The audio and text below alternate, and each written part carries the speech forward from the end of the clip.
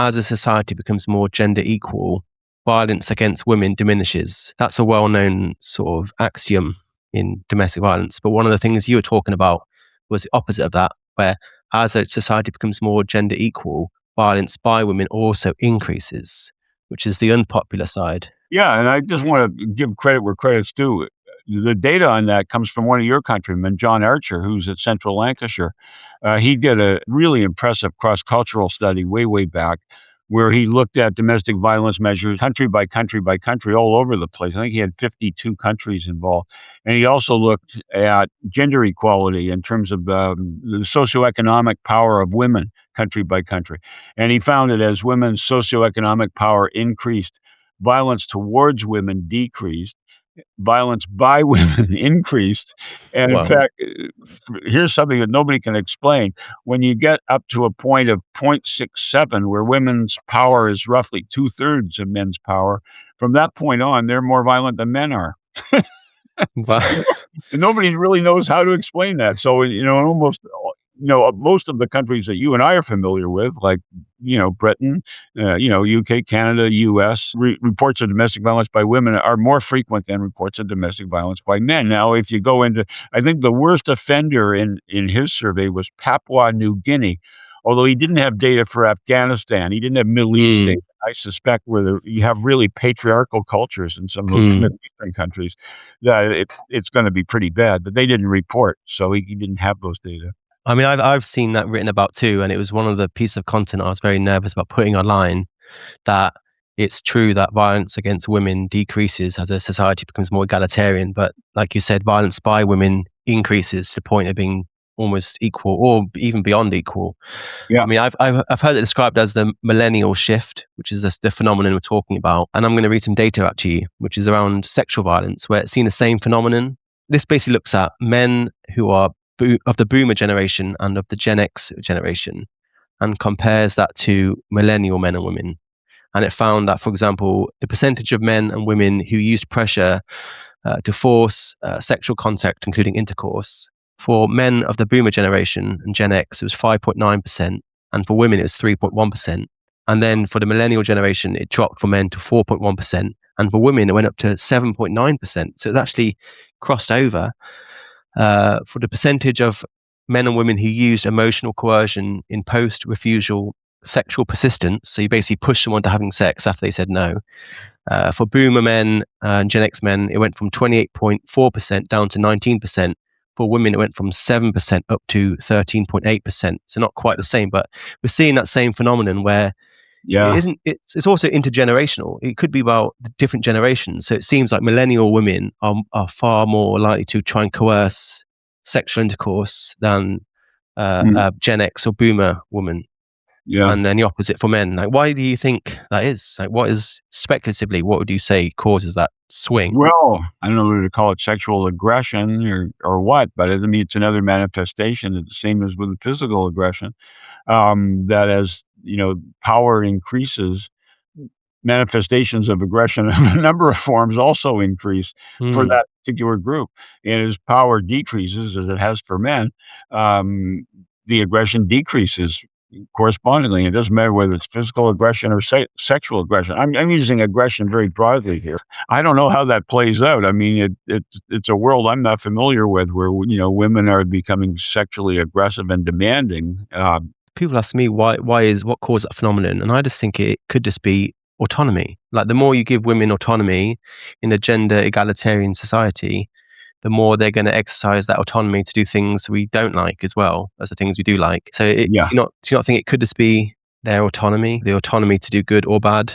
That's sort of what autonomy is. Yeah. And I mean, my argument has always been that the major question that psychology should have answered by now is why people abuse power when they get it. I mean, autonomy and power kind of go hand in hand. You've got a lot of power, you've got a lot of autonomy in general. And if you have no autonomy, then you don't have much power.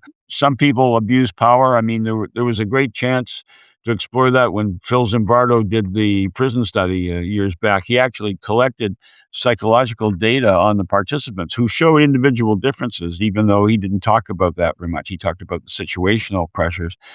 Some of the prisoners acted out. Some of them were rebellious. Others were compliant. Some of the guards were abusive. Some of them just played it by the book. He never looked at the psychological differences that might have explained those differences. In fact, when we get real world examples of extreme situations, the My Lai massacre back in the Vietnam War was very highly publicized because it went to court. And there were tremendous individual differences. Some guys enacted atrocities. Some guys refused the orders to kill. One guy, in fact, a guy by the name of Hugh Thompson, tried to rescue Vietnamese civilians. Tremendous individual differences. So people react really differently to these power dynamics. So I think, things like that are kind of going on, as well as the sort of generic increases. You see that as the power level rises and autonomy rises, you get manifestations across a number of acts or actions that we might call abusive, including both physical and sexual. And how do people respond to that when you tell them this research that finds that as a society becomes more equal, women become more violent and less likely to experience violence? Does that go down well at dinner parties? Or how they react to it depends on whether they've got a vested interest in gender equality or not. I mean, the ones who have a vested interest in it really don't want to hear about the dark side of their new powers. They just ignore it. That's what I see going on in domestic violence. I mean, that's what the World Health Organization making this claim only from a study done 12 years ago, that women's violence is only self-defensive, when in fact you've got all these studies, some of which were done before the World Health Organization study, showing that women can be violent even with nonviolent men. And there's longitudinal studies that show aggressive girls. One was done in Montreal. Aggressive girls measured in grade 3 in public school are more aggressive with their partners when they grow up to be adults. And there was another study done in New Zealand, in Dunedin, New Zealand, that found exactly the same thing, that there's, there are these sort of individual traits that carry across eons, decades, for some women. It's got nothing to do with the man's abusiveness. He's just the recipient of it. So there's a clear case for female violence. It just gets ignored. I mean, you gave a very similar answer to what Erin Pitsey told me, where I asked her, why do people hide the truth of intimate partner violence? And she just said money.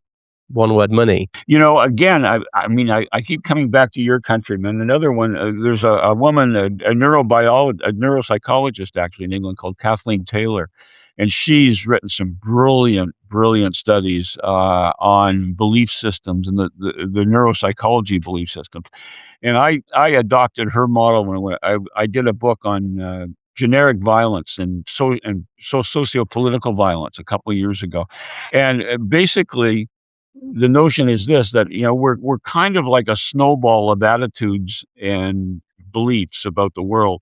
And for a new set of data to come along, it's going to have to resonate well with those beliefs and attitudes that we've already accumulated. It's got to fit with them. And so if the data fit with where we're going, it gets adopted. If they don't fit, then we experience something called cognitive dissonance, and we tend to reject the data. It's a similar principle to what goes on in courts, where courts will rely on prior determinations that have been made by judges in similar cases, called stare decisis in court. It means there's this sort of body of evidence, and the new things get accepted or rejected according to fitting into this accumulating snowball of attitudes and beliefs that have already been formed, either by law or individually. All new information that comes into our system goes into the brain. It gets processed by the emotion processing centers of the brain, including the amygdala, the brainstem reticular formation, before it even gets to the frontal cortex. So it's coming in sort of pre-shrunk, if you will. And that's where you get enormous resistance sometimes to new data that saying, hey, the way you're seeing the world is all wrong. People go, no, I'm not letting that one in. I think it's sort of common sense that to say the things that you've already told me just in the last 20 minutes are so unpopular. I remember 5 years ago, before I even started this journey, I was a very different person. And since acknowledging and speaking about these issues, I've lost friends, I've lost money, I've lost business opportunities. And people don't want to do that. People have a lot more to lose than I did. Yeah. And people have built like their entire lives and friendship groups and careers, identities around a certain set of political ideas. And when someone comes along, such as yourself, who's a world-leading expert in family violence and presents huge amounts of data that goes against that view they've given themselves, it's, like you said, cognitive dissonance, but also it's just they don't want to lose the things that I've lost. Think about like Murray Strauss, what happened to him, and obviously Erin Pizzey we mentioned. Yeah. It's quite obvious why people don't want to talk about it. Not to mention the other side, the fact that there's more money to be made on the so-called feminist side. Oh, absolutely. Absolutely.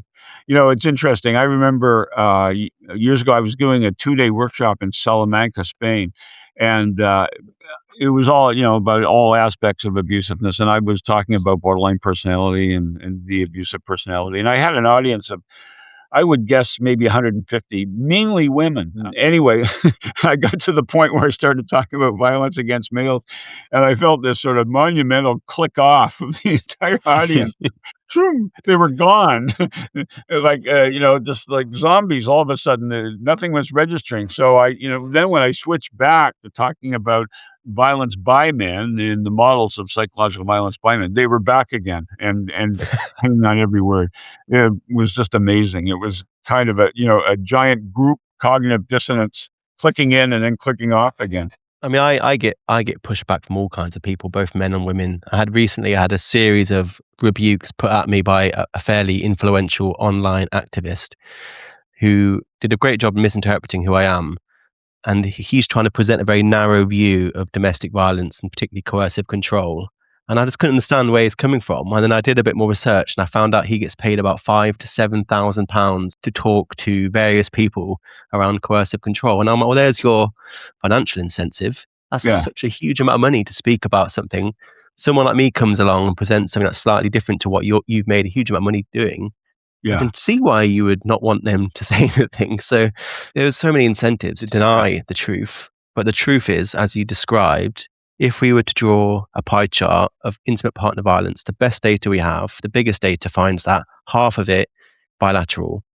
Yeah. And then of the remaining non-bilateral half, so that's unidirectional, one partner solely abusing the other, 70% is by women. That's right. 30% is by men. And then, as you said, of that 30%, 1/3 of that is severe. That's so right. 5% overall. That's right. So the stereotype's based on 5%. And by the way, I said there were 5 studies, 5 surveys in the U.S. that found that. But my colleague across town here in Vancouver, Alexandra Lysova, did a meta-analytic study of 64 surveys and came up with identical findings that, I keep saying it's the most solid finding in all of social science, this 50% bilateral, 35% female severe, 15% male severe. It's been replicated 64 times. You don't get more reliable data than that. But politicians will not acknowledge it at all. I'm friends with one of the co-authors of that study called Kenzie, and she sent that study to me as well. And I've seen you describe that study as indisputable evidence. And yet it is disputed, to put it mildly. People dispute it. It's such a huge study, such a massive data set across so many countries. And although the pie chart shifts maybe 5 to 10% each way, overall it's the same pattern. It's half bilateral, and then of the other half, it's mostly women. And then the minority is by men. So it's it's the exact opposite of the caricature of intimate partner violence. Yeah, and it's frustrating because I do believe that domestic violence would be more effectively handled if people recognized it for what it was and brought marital therapists and couples therapists into the act a lot sooner to be dealing with these things in an interactive fashion. Rather than trying to take one person out and re-educate them and then send them back into the same situation that they just left, which is what goes on now, and it's futile. A few years back, the Toronto Star ran an article saying, "Why aren't we doing better with domestic violence?" So I sent them a note saying, because your fundamental assumptions about it are all wrong. And of course, they didn't like that at all. They wanted to rearrange the chairs on the Titanic. Well, I guess exploring the more fundamental beliefs requires a bit more work and personal accountability. that we've all got it wrong. We've all Yeah. got it wrong, and that's why nothing's changing. The international surveys are completely, in my view, political statements. For example, there's the World Health Organization did a survey on domestic violence where they only asked women about their victimization, just treated it like it never happened to men. In fact, they have a statement in their paper where they say the only violence that women ever perpetrate is self-defensive. Now, that's totally contradicted by the evidence when you actually get good evidence. So that's the sort of worst example, is that when they just ignore men completely. And all international studies that we've seen have done that. They haven't asked men about it. Then there's the national surveys, and there's two kinds. There's what are called the crime context surveys, where they basically say there's a number of crimes that you may have been subjected to in the past. Which of the following things have happened to you? Now, if you present intimate partner violence in that context, you generally find women's reports a little bit higher, more frequent, higher incidence than men. That's not always true. In Canada, they found men, even with that survey, reported slightly more. But the problem with that survey is pointed out by a study that Susan Sorensen did in Los Angeles a few years back. She did a huge survey of the general public in Los Angeles, cutting across all ethnic groups. She had like 4 or 5 different ethnic groups in there. And this survey would present domestic violence scenarios to people. They'd say, so-and-so did this to so-and-so. And the only thing that would flip-flop between the two is half the people were asked this question with a male perpetrator and a female victim. The other half were asked the question with the sexes reversed. What she found, in effect, was it didn't matter what type of abuse you were describing. It was always seen as worse when the man did it, and it was always seen as more deserving of a criminal justice response when the man did it. You can understand that perhaps if for something like A punches B in the nose because the man's bigger and stronger, okay, so it's worse. But it also extended to things like A asked B their whereabouts, where their whereabouts have been. And so even that was seen as more abusive and more, more likely to be criminal, controlling when a man did it compared to when a woman did it. I remember one study I read a few years ago. They were getting people to assess the severity of injuries, and there was one of the items was someone puts out a lighted cigarette on the other person's arm. And that was considered awful if a man did it to a woman, and not so bad if a woman did it to a man. I think both people feel the pain. But you get the picture here that if a man does it, it's more likely to be defined as criminal. That means that when you do a crime context survey, you're going to get way more reports of male actions than you're going to get of female actions, because both males and females see the male actions as more criminal, and what the females do is less criminal. So why report it on a crime survey? Now that creates a problem for the incidence rates in the crime surveys. Male victimization is going to be underreported. The final step is there are 5 independent surveys done in the United States that were large sample surveys, really representative sample, well constructed methodologically. The family violence surveys, survey of couples, a youth survey, all done independently by independent researchers, and they all use a conflict tactic scale, which asks people. It goes over instead of a crime context, it says to people, every couple has issues where there's some conflict. How do you resolve conflict in your family? And then it gives a list of actions, and they range from, well, we talk about it rationally, we bring in somebody to argue our side of things, through we yell and scream at each other, through we push each other, through we used a weapon on each other. And it's got like a long list of these things. Now, when you do that surveys that way, the startling thing happens. You get 16 times the reports of abuse that you get in the crime surveys. So you'd think that feminists would be happy with that, because after all, they raised the issue about domestic violence. They weren't happy at all. They boycotted Marie Strauss, and they wanted to have him drawn and quartered, because the conflict surveys showed women to be at least as abusive as men were. Oh, yeah, and also I should add, they didn't just ask people about victimization, but they asked them in addition, what did you do So both victimization and perpetration were assessed. Now, that a very different picture emerges when you ask the question that way. You find that 50% of all reported domestic violence is bilateral, match for level of severity. So they're both doing it to each other. 35%, the woman does something more severe than what the man did, and 15%, the man did something more severe than what the woman did. So that means really only 15% of all reported domestic violence has any chance of fitting the feminist stereotype of what domestic violence is like. And even for that 15%, 10%, two-thirds of the 15% are things like he pushed and shoved her and she did nothing. So it's not like injurious violence, but it still counts because the man did something more severe. So when you ask the question that way, you get a much broader picture and a more diversified picture of domestic violence, and it indicates we should have a completely different policy about domestic violence, where many of these cases are best handled by a couples or marriage therapist, not necessarily by a criminal justice solution where you take one person who's usually the man. 87% of bilateral cases, the man gets arrested. There's a study in Oregon that points that out. And then you put them through court-mandated therapy, which I did for 12 years.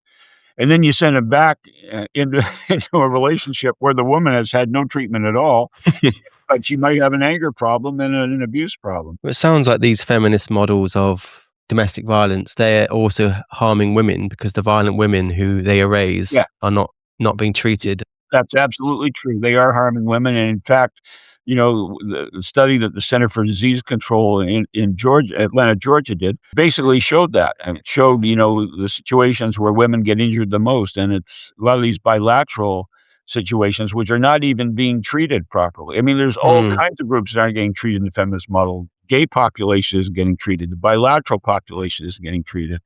It's a major problem, and the problem is it's kind of endemic in almost all Western countries. I have a friend in a space who uses this term called elastic measuring tapes, which I think is a really nice term that talks about what you say, where you can basically get different data depending on how you ask the question and whom you ask and at what time. And I've looked at that. If you talk about domestic violence in a criminal context, in the way you described, you get massively different data than if you ask in like a health context. I mean, I looked at 2 surveys done in America. The first was the National Violent Crime Survey by the Bureau of Justice in 2010, and it found about 0.3% of women and 0.08% of men experienced intimate partner violence in that year. So about 4 times more women than men. And then I looked at the National Intimate Partner and Sexual Violence Survey of the same year by the CDC, which is a health survey, and that found about 6% of women and 5% of men experienced IPV that year. So the same country, the same year, and yet there's like 19 times higher for women and 60 times higher for men, and also more or less gender equal. So it's interesting how if you ask in a criminal context, it's vastly different. And people can use that to their advantage, I suppose, to get the answers they're looking for. We had a change in the UK, as I'm sure you know. We have the Crime Survey of England and Wales. Last year we had a change to the survey questions. What was the change that generated that? They changed the questions to be in line with a broader view of domestic violence. So women's rates increased from about 1.5 million to 2.2 million. But what they didn't like is that although women's increased by 50%, the rate for men doubled. So that went from 700,000 to 1.5 million. So now it's no longer 1 in 3 abuse victims are a man. It's 41%, so 2 in 5. So that's obviously very unpopular. Have you heard of the Narcissist Prayer? What's that? The Narcissist Prayer? Narcissists Prayer? No, I haven't heard that. Oh, it's a really beautiful piece of writing by an unknown author. And I find it so relatable in terms of the journey that family violence researchers such as yourself have been down in terms of the way in which society diminishes violence by women. I'm going to read the Narcissist Prayer to you, and I want to see how you feel about it. That didn't happen. And if it did, it wasn't that bad. And if it was, that's not a big deal. And if it is, it's not my fault. And if it was, I didn't mean it. And if I did, you deserved it. That's great. I love that one. I love It's that one. You must send it's that to me. I love I that one. will Oh, do, yeah. It's like the 50 years of family violence research. I wanna yeah, go through it line by line, but yeah, that didn't happen. That's obviously people denying the prevalence of female violence, yeah, which, as we've talked about already, is very high and equal to men's. yeah. But that didn't happen, and if it did, it wasn't that bad, which sort of suggests that violence by women is, less severe, it's not motivated by so-called power and control, it's not the same. Right. But what do you think that's true? Like, is violence by women less severe than violence by men? Well, here's what the data say. When John Archer did his initial survey, he found that he looked at injuries, and he found that women were injured more, but it was only 1/6 of a standard deviation more, Mm, which is means if you put the distributions of injuries for men and women uh, over each other, there's a lot of overlap between those two distributions. Now, I've got a colleague that I'm working with now, Chris Genkus, who's in Houston, Texas, and he's doing a study of injury rates in the U.S. Yeah, women get injured more, but it's not it's so black and white as feminism would paint it. I mean, men get injured a lot too because women can pick up boiling water or a knife or mm, all kinds of things, and it's injury. It doesn't just depend on who's bigger; it depends on who's more motivated and angrier. mm. And will grab a weapon around. So there's a whole lot of things that are going on. I mean, there's more overlap than people think. And Ann Coker years ago did a long study on did a very comprehensive study on long-term psychological effects of being a victim of abuse, and found that they were virtually identical for men and women. Depression and anxiety persisted for a long period of time, and men were just as susceptible to it as women were. Then Denise Hines in the U.S. is doing some really valuable work now on effects on battered men, abused men. And she's really the first person to come along and pick it up and do it. And she's doing some really good work on it. Yeah, well, that was the next one, isn't it? I mean, and if it was that bad, it's not a big deal, which I guess Yeah. suggests that it doesn't impact men as badly. Maybe it is as bad, but it's just the impacts are not so bad. So that doesn't sound to be true. I, when I used to teach my undergraduate classes about domestic violence, and I would wind up with 3 case studies, and I lifted them all in one day off the pages of the LA Times. And there were 3 horrific abuse cases. One woman broke the guy's testicles. I mean, just horrible abuse. And I didn't make these up. These are just 3 that came today from the LA Times. Just horrific stuff. I mean, yes, to not acknowledge that what's going on for abuse victimization for men is a societal problem that just really cuts across a number of countries. Well, then I guess people talk a lot about so-called context of domestic violence, which is another way in which people try to diminish abuse against men, where it's not motivated by the same thing. It's not a woman trying to use power and control. It's not part of a pattern of I know behavior. But they assume what the social context is. I mean, Tatiana Rezan and I did a review of all the studies that had ever been done that asked perpetrators why they did of abuse, why they did what they did. And no one ever mentioned any socio-political issues at all, never. Out of 1,600 people across all these studies, they mentioned things like, "Oh, I was angry," or "I wanted to get his attention." mm.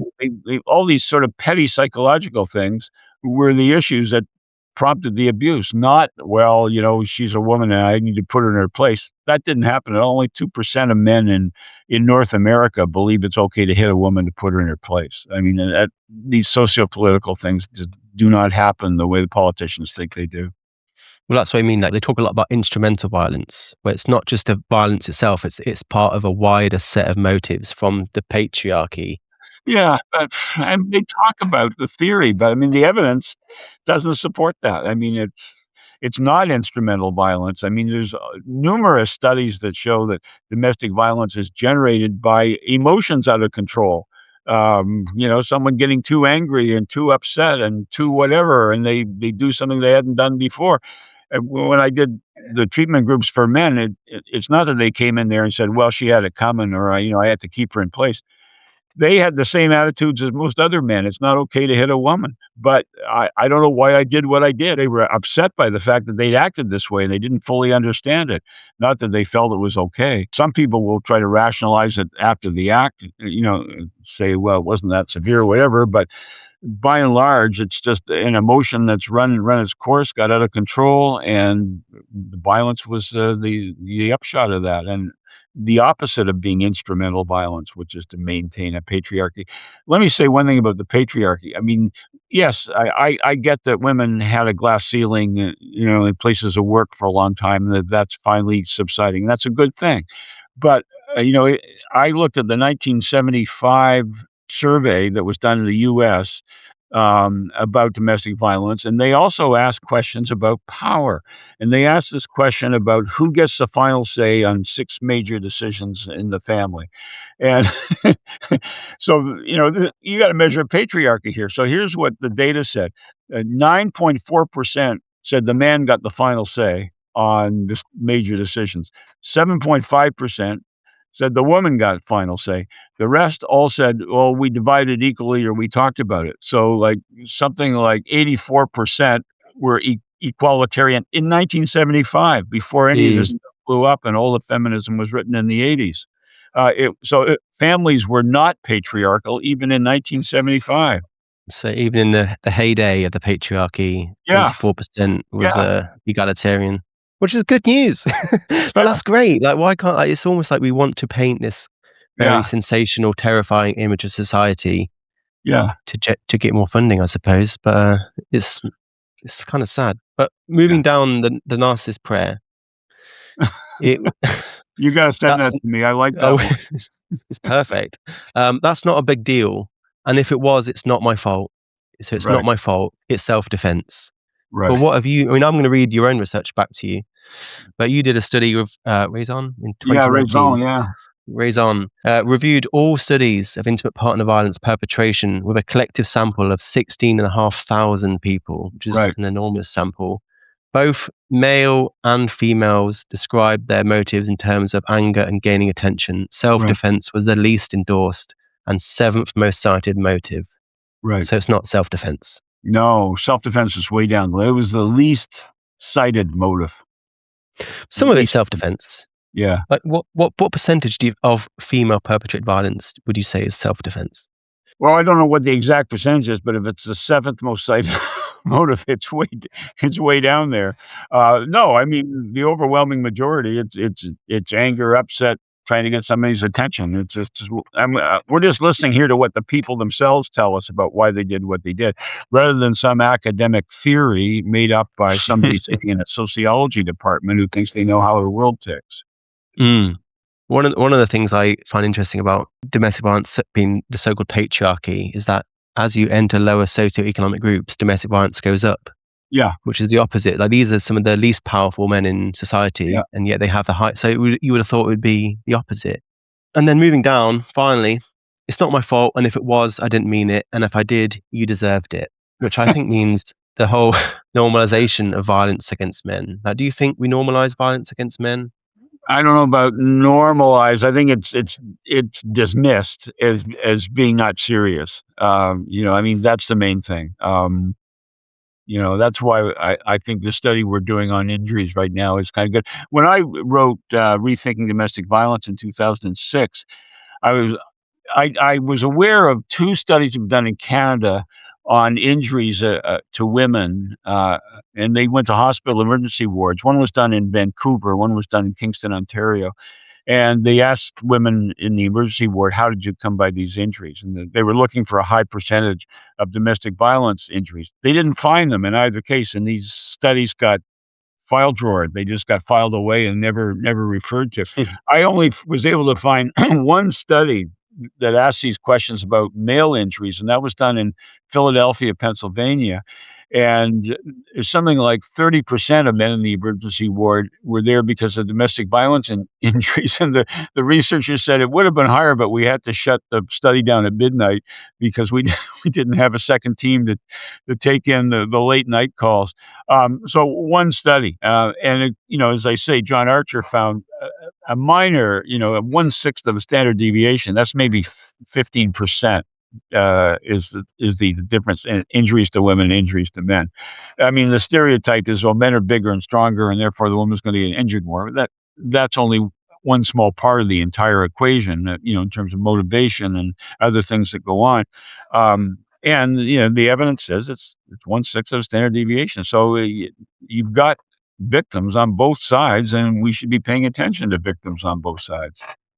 So what else do we not understand about domestic violence? Like else you want to tell people that are fast learning some things, uncomfortable things that they didn't know half an hour Well, ago? one thing that I found interesting a while back, I sort of wondered why, female domestic violence would actually be more frequent than males in Western cultures. And one thing I found was that sibling violence between males is really stepped on by parents. I mean, they really Mm, react to it. Because they think the risk of injury, I guess, is greater if boys are doing it to boys. So it really gets subjected to way more severe sanctions. But sibling violence amongst girls doesn't get the same kind of sanctioning behavior. And so, I mean, to the extent that those kind of learned responses, or physically violent responses, can carry from a sibling violence situation to an intimate partner situation. Uh, mm. Women have not been sanctioned to not do it, and men have, and that might be one of the reasons why the perpetration rates are actually lower for men. But I think, yeah, not just in that sense, but we're told from the earliest possible age never to hit a woman. Don't hit a woman, exactly. Yeah, I'm reminded of a viral stunt. A friend of mine, Mark Brooks, who's the chair of Mankind, which is a large domestic abuse charity for men in the UK. He did a stunt 10 years ago where a woman and a man walk through a city centre, and then the first part of the stunt is the man sort of pushes the woman, shouts at her, grabs her by the neck, is violent towards her, and then they're both paid actors. It's not real, but then members of the public quickly run in and grab the guy, and they're like, "What are you doing? Never hit a woman." And then I think a few days later, they did the exact same thing, the same two actors and actresses, but the opposite. And then she was slapping him, all the same, hand around the throat, hitting him, pushing him, yelling in his face. And then people like laughed at it. People were laughing, like rolling their eyes, pointing, getting their phone out, filming it. And I Yeah, think that really does show the yeah. difference. Surely why violence by women does, many data sets come at higher rates, because it's not policed in the same way, like quite literally. Yeah, Susan Sorenson's study, the one I was describing before, really showed that. I mean, because she's going through item by item by item.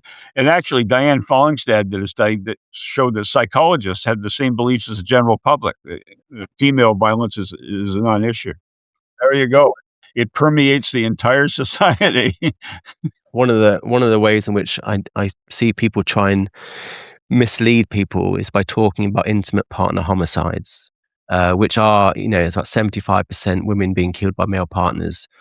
Yeah, But as someone that's a leading expert in intimate partner homicide, I mean, you were one of the expert witness on the most infamous domestic homicide case in history, the O.J. Simpson yeah, case, on the yeah. prosecution. Like, I can't think of anyone better to lend their wisdom into what we don't know about intimate partner homicide, especially your most recent research, which I really appreciated reading. But what would you want to tell people about what motivates intimate partner homicide and how it's not as gendered as we might think? Well, I mean, it is committed more frequently by men, a ratio of about 2 to 1 or 3 to 1, depending what country you look at. But I mean, one of the things that I found recently was that much intimate partner homicide, 45% of all the ones in the US, the perpetrator committed suicide after he killed his partner. That's huge. And there's been a recent book, written on suicidal behavior that looks at where the suicidal person commits a homicide, not an intimate partner homicide, but just a homicide as well. And they find, for example, that people commit these homicides, uh, have a suicide history, but not an aggression history. They're not like murderers. They're more like suicidal people. That's also true on a national level. That intimate partner homicide rates mirror suicide rates for a country, but they don't mirror homicide rates for a country. So it seems that there's a suicidal component involved. And I've got a paper coming out now, and I talked about some case studies that I'd done, and one of them was, I never forget this kid. I think it was in Washington State. His name was Frank Dalton, because was the name of a famous outlaw as well. And he'd been voted the most popular boy in his high school, etc. And he killed his mother. He left the body in the bedroom and went to school, and then took a trip with a buddy of his. And I asked him, "Well, when did you realize your mother was dead?" And he said, "Well, I came back home from California and there were police cars all around the house." So I was interviewing him, and I got into the night of the murder. And I said, "What was going on?" And he said, "Well, I went to bed. I was going to kill myself. I had a gun and I was going to do it. And I just couldn't do it. And then suddenly it came to me, she makes me feel this way." Mm, So it mm, flipped. So capriciously, it flipped from being a suicide to a homicide. That's why I sort of laugh at these people who try to come up with predictive schemas for family homicide, because all the cases I've done, you never would have seen it coming. Wasn't any history there. It wasn't getting increasingly worse. In fact, Villopoulos did this huge study of homicides in the U.S., and only like 5% of the men who were killed had been abusive in the month preceding the murder, and the same with women who were killed. So much for battered women's self-defense. Only like 5% of them had a domestic violence call in the 6 months or something preceding the homicide. So, there's a more sort of capricious element to these things. And, it does connect into suicide more. And what we understand about suicide is people get to this thought pattern called psych-ache. And it means they're feeling unbearable psychological pain, and it's not going to terminate. It's not going to go away. And when they get to that sense, that's when they decide to pull the trigger on themselves. Now, do something about all forms of violence, including intimate partner homicide. We need to start working on whatever societal factors can allow people to get that way, where they get more isolated, whether they feel there's no future, that robots are going to take over their job. There goes the job prospect. There's no meaning in life. I only connect to people through the internet. I don't know if they're really there. All these things, they're kind of all going on, swirling around. We got to figure out a clearer path along those lines if we're going to deal with something like intimate partner homicide. absolutely. It takes quite a lot to shock me now. But reading your last paper on intimate partner homicide really did spin my head. I Yeah, want to read out that what you just said again. yeah, And that was a study of 6,321 partner homicide yeah, found that only 6.5% of the female victims experienced domestic violence in the preceding month. yeah, yeah, 6.5%. And yet, in 46.5%, there was a suicide attempt by the male yeah, partner in the yeah, preceding month. So there's much stronger correlation between a suicide attempt by the man than him being violent towards the woman. So, again, reading your research, perpetrators of murder-suicide had profiles consistent with suicidal people, not with murderers. There was a history of suicide attempts, but no history of aggression. right.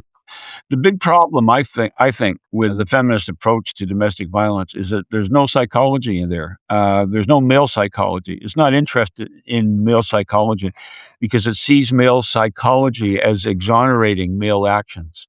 And so and we can go back to Lenore Walker's study of the cyclical format in domestic violence. It's all descriptions of the male's actions from the female, but never any attempt to understand how borderline personality might play into it. What are the psychological, what are the subjective features that go on for the male? They've just avoided that stuff left and right. And same here with suicide. I mean, there's a suicidal component to intimate partner homicide. I mean, the feminist explanations for it are kind of ridiculous. They call them proprietary men. Like the men who believe they own the woman. Mm, I don't really see how that explains anything. But if you get into a person feeling there's no future, and I'm going to go down. And if I'm going to go down, I don't want anyone else to have her because I'm going down too. Then at least you're getting into some of the subjective factors that you can deal with and try to fix this thing. And that's just been avoided by the feminist model completely. But if you were to acknowledge the origins of spousal homicide is male pain, that really does, as you, in your words, undercuts the political agenda. That's right. Like, that's a very unpopular thing to say. That's right. I'm going to read a bit more of your research because it is so fascinating. This is another quote. Genuine murder-suicides, the present perspective asserts, starts with the decision to die by suicide, which leads to the perversion of interpersonal virtue, which leads to murder. But it starts with the decision to end a person's own life. Yeah. Can you just explain that a little bit more? Well, again, I'm looking at this recent research on suicide, where the author has extended that into homicide suicides, and he just is making the point here that the suicidal motive is prevalent in all the cases that he looks at. It's like the case I gave of this kid Frank Dalton who was going to kill himself and then decided his mother was the cause of his pain and decided to kill her too. Um, that's part of it. I mean, in some cases, the pain might come from the fact that the partner is about to abandon the person. I mean, one of the statistics that I found that was quite shocking was this person, Kusawa, in San Diego, who looked at suicide rates for divorced men, and they're off the chart. They're like 10 times above the national average of suicide rates. They're way higher than intimate partner homicide rates. And yet, intimate partner homicide has got all of the political attention, and suicide, virtually none at all. But male suicide rates are really high now. We don't know why that is. It might have something to do with attachment issues. It might have something to do with men not coping as well with psychological pain, not reaching out as well as women do. Really needs to be researched much more thoroughly, and there needs to be way more attention paid to it. It's a major social problem, and I don't see things getting any better for young men because I see them, feeling part of this sort of anxiety generation and, feeling kind of abandoned by society, and in some cases told they're the problem and not seeing a future. Some of them are incels. There's just a variety of things, negative things that seem to be going on for them that I don't remember being true at all when I was a young man. I don't remember any of this stuff being a problem, but it is now. I mean, I know incels have some of the highest rates of suicidality. I think off the top of my head, 20% of incels thought about suicide every single day in the previous 2 weeks. Yeah. And I think something like 5% of the general population have a suicidal thought like every few months. And we're doing some research right now on destructive fantasies, and that includes destruction of the self. And it's a really high percentage of people that, unfortunately, most people don't enact them, but they certainly have them. Troubled dreams, that's for sure. It's interesting what you talked about in terms of the suicide rates in post breakups versus the homicide rates in post breakups. I know there's about 4,500 male suicides in the UK, and about 1 in 5 of them are related to a relationship breakdown. Yeah. So, I mean, just less than 1,000 men will kill themselves in the context of a relationship breakdown every year in this country. Yeah. And there's obviously a lot of women being killed by men in that context, but far more many men will kill themselves. And I know I'm sure I'm quoting your research again, but the primary target of a man post breakup is himself, overwhelmingly himself, rather than his partner. That's right. Far more likely than the partner. Way more kill themselves than kill their partner. A lot of people say these men who kill themselves in the relationship breakdown, they are secret abusers, and the suicide itself is an act of abuse. Secret abuse. I'm not a fan of findings for which there's no evidence. Secret abuser sounds very ideologically driven and not empirically driven at all.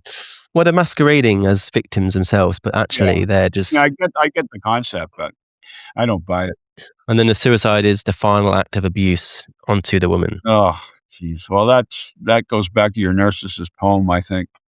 I want to hear a bit more about Well, moving from narcissism to borderline personality disorder, that's the other missing piece I've learned from your research into intimate partner homicide, is that no one ever seems to look at partner homicide in the context of borderline personality disorder. So can you give us a brief insight into what borderline personality disorder is and how it Well, might relate? yeah, borderlines are people who are inherently psychologically unstable. So they have, emotional swings that are quite extreme, and that they don't have a well-developed sense of self. Um, Mm, so borderlines are sort of famous for not tolerating abandonment well.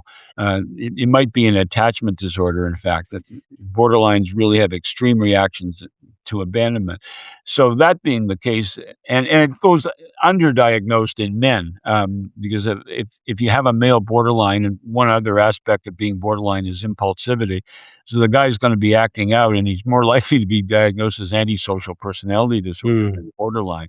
But actually, there's this problem with the self-definition that's hasn't been developed properly. So he doesn't deal well with relationship breakup. He can't handle that. Has this sort of borderline reaction. That's where the suicidality kicks in. This notion of, oh, if I can't have her, my life is ending, rather than, well, let's see, what were things like before I was in a relationship with her. I mean, when I did uh, treatment with battered women, and I did that for a number of years. And some of them, what I would have to do would be to sort of take them back to who they were before they got into the abusive relationship, and sort of reinforce that sense of self. Most of them had a sense of self, and it's the matter of kind of going back to that, rather than seeing just this bottomless pit of darkness that descends over the borderline who has been abandoned, who just can't. So that you get into what of course they call psych-ache, and this interminable psychological pain. You have to find a ray of light to get the person out of that. mm. So, I mean, I've understand a bit about borderline personality disorder, mainly because a number of the women I've dated have had BPD. And it does sound like everything you talked about of intimate partner homicide, the fear of abandonment, the psych-ache, Yeah. impulsive behavior, it makes them increasingly susceptible to both intimate partner suicide and homicide. So it does make a lot of sense that that exacerbates the problem again. I'd love to hear a bit more about psych-ache, because I know you mentioned it earlier, but there's such an interesting concept. And what is psych-ache, and how does that link to intimate partner homicide? My colleague at UBC, David Klonsky, developed this measure with some other people. It's his notion that life is currently unbearable. There's either psychological or physical pain that's unbearable and that will not go away. So if you put those two together, then you have a person who's effectively suicidal. And of course, how it translates, if we assume that relationship loss for some people generates psych-ache, this terrible feeling, um, the first and most likely aggressive response is toward the self, is suicidal. And that's why we see these enormously high suicide statistics that Kumasawa reported for divorced men, that are sort of 10 times the national average of suicide rates. But then for some people, they have this thought that the partner needs to go too. For whatever Mm, reasons. I cited that one case, with a kid who killed his mother, and he was suicidal himself, and he just has this almost out of random, "She makes me feel this way." Who knows what the thought is, but that's what I'm saying. People who think they can predict these things, I think no. It's a very chaotic thought process that sometimes lands on the partner, and so then you get the partner and the 45% who are make a suicide attempt after they kill the partner. that explains a lot. So just, I guess, put down to simple terms, this model of understanding intimate partner homicide looks at this idea of psych-ache, which describes someone that's in unbearable pain and Yeah, also doesn't see an end to that pain. So they yeah, made the decision to end their life by suicide. yeah, And then on top of that, through some sort of perversion, they've decided that this other person is the source of that pain. So yeah, they've decided to kill that person and themselves. yeah, Uh, and that explains why there was such a low correlation, like you said, about 6% of men who killed their female partner were violent in the previous few months, right, whereas 45% had made a suicide attempt. So that, I mean, I right, guess that explains it quite right. nicely. Right. It's just unpopular. Right. A lot of people, because then it's like you're talking about male pain. You're talking about almost like having Yeah, sympathy for this I know. man in some Yeah. way. And then Yeah. obviously he's not thinking right. Like we don't, it always frustrates me whenever I see a story in the news about a woman that kills her male partner. It's always positioned in the area of her mental health, which I think Yes, is exactly correct. right. That's I'm exactly right. like it's not a normal thing. It's so clearly she's so unwell. Well, but then for a man, he's just inherently bad. That's That's just right. a man being exercising this patriarchal. But he's also sick. Like it's not, to That's put it right. mildly, it's not Yeah. a mentally healthy thing to do. It's obviously Yeah. grossly unwell, and it's Yeah. frustrating how we don't look at. You're right. We don't look at intimate partner homicide through the lens of psychological illness or borderline personality, or psych-ache or suicide, and yet already that makes a lot more sense than these political frameworks. Yeah. That so-called patriarchy. Yeah. Goodness, it's obviously a long time ago, but thinking back to the O.J. Simpson trial where you were an expert witness, do you think there's any links to borderline personality in his story? Do you think he was a borderline? I don't know about borderline, but I think, there were, I mean, here's the thing with OJ. He was a celebrity as soon as they discovered in college, when he was at the University of Southern California, that he could run really, really fast and really well. But he grew up as an impoverished kid in San Francisco with rickets, interestingly enough. Wow. I find that quite ironic, given that he became a fantastic runner in the National Football. He grew up with rickets, and his father abandoned the family to become a female impersonator, professional female impersonator, and the mother worked 2 jobs to try to support her. And so OJ had a lot of inferiority issues when he was a kid, and he was running afoul with the law in San Francisco when Willie Mays, who's a famous baseball player, took him aside and said, "Look, kid, you got some talent, and straighten up and fly right, and you'll be okay." And then by that point, they discovered in high school that he had football talent. So he went with that. And the question then becomes, what about all these inferiorities of youth that then got glossed over by celebrity and by the talent? He had a bad history with women, even before Nicole, and there was some question about whether it was getting covered up. When the homicide happened, he had that day also been ditched by his current girlfriend and then shut out of family events by Nicole's family. So there was this kind of double thing. There was some evidence, not of all which we could get into court, that he'd been planning this for some time, and he'd been at least stalking her. He showed one friend who didn't want to be a witness, how he had this secret path between where he lived and where she lived, that he could drive through laneways and everything in his car. And he was essentially spying on her. So he was still pretty obsessed with her. And I just think that the final rejection pushed him over the edge. I mean, I obviously still believe he did it. The jury didn't find that. They found the case because there was some bungling that went on. The chain of evidence, they left it in the trunk overnight, and there were issues around whether it was contaminated. And then they got into this thing about police officer being racist because he made this ridiculous tape. The funny thing was Mark Furman. I mean, I worked with that guy for months on the case. He was in the office. Half the people in the office were African American. I never saw any sign of racism from Furman. So I'm just baffled to this day about how all that went on. But that's how the criminal trial unfurled. I still think that Simpson had the psychological issue profile that would make him capable of this thing, and I still think he did it. There's also the glove as well. The glove, if it fits, you must. I mean, I never thought they adequately explained that. Her blood on the dashboard of his car, and I mean, they just kept saying the police planted all this stuff. Well, it would have been the most elaborate planning ever in the history of crime. Yeah. I want to go quickly back to, you talked about bilateral violence, and again, we're talking about half of all abuse is bilateral.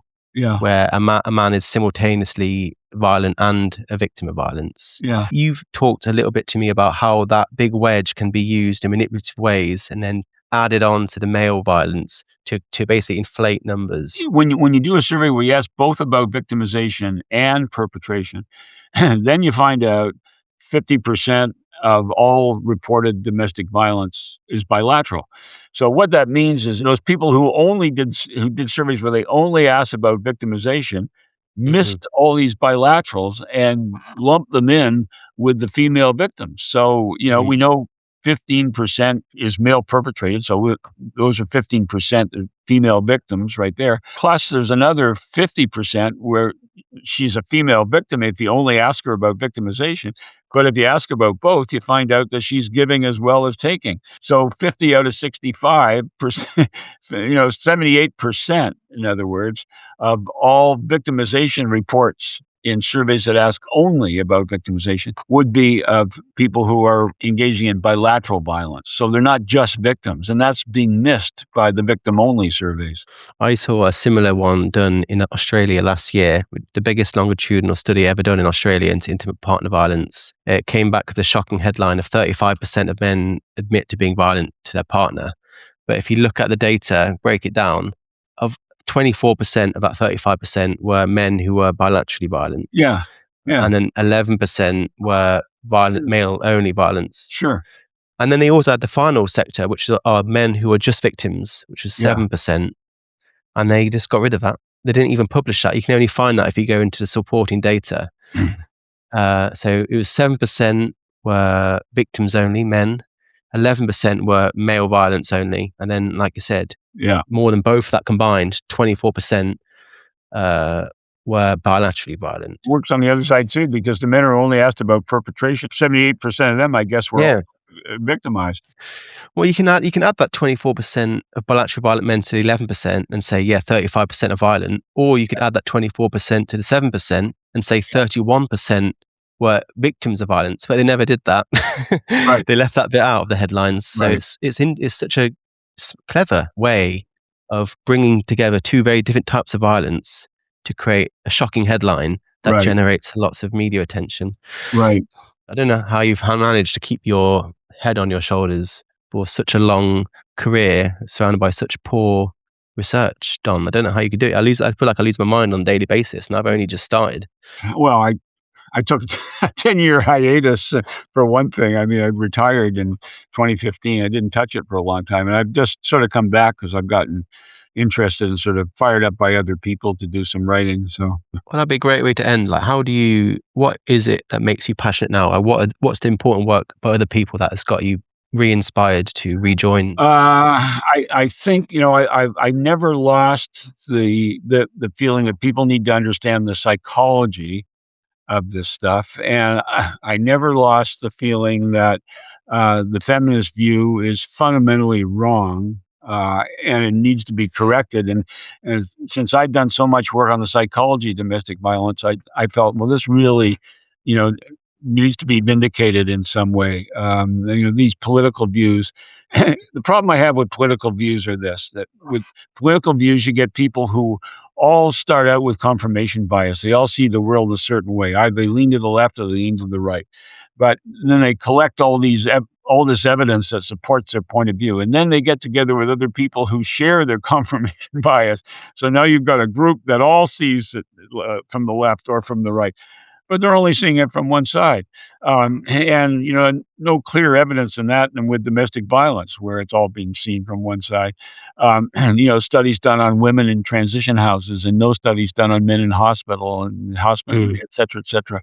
So I just feel an epistemic need to correct that. The evidence says something entirely different, and it's something I've devoted my life to studying. So I want to set the record straight, and it just kind of comes down to that. And I also think it would be better for everyone, including women, to have a policy based on evidence, not one that's based on political delusion. So perfectly put. So, I mean, just in brief, could you quickly correct the record? Like, I know you're trying to summarize 50 years worth of work here, but I would love to know, what are the main things you would like people to take away from this conversation? The sexists need to stop being so oppositional. They have to appreciate the fact that they are fundamentally interdependent, that you cannot get away from that. Men need women, need men. Let's face up to it. Let's stop starting to otherize the outgroup. That men, this rampant misandry that characterizes depictions of men just has to stop. I mean, depicting men as all fundamental rapists, far more men try to save women or help women than are ever rapists. We just got to put an end to this really antithetical view, I think, of what men are all about. When the sexes finally come back together, I think it's going to solve a lot of problems, because I don't think this oppositional and contrite stance that they're locked into right now is doing anyone any good. And then specifically in terms of our understanding of domestic violence, what sort of Same. how would you want to set the record straight? The number one incidence of domestic violence is bilateral. We should have marital therapists teaching people how to resolve conflict amicably. That's the number one thing. Don't just take the guy and stick him into a group with other men and then send him back. Have the couple work it out and work out a pattern how they're going to deal with conflicts in the future.